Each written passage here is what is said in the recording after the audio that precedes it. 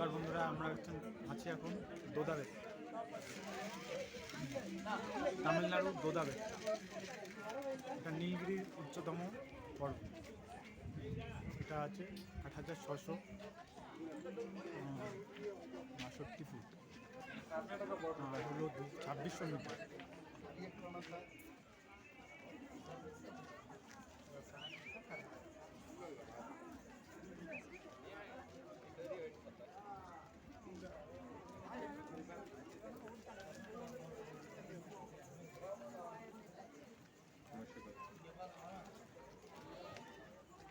আট 8652 ফিট আর 2637 মিটার, মানে দার্জিলিংয়ের সময়।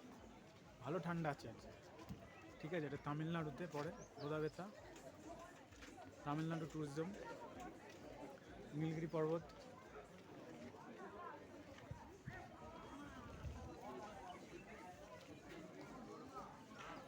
ভিডিও ভালো লাগলে লাইক শেয়ার করবেন।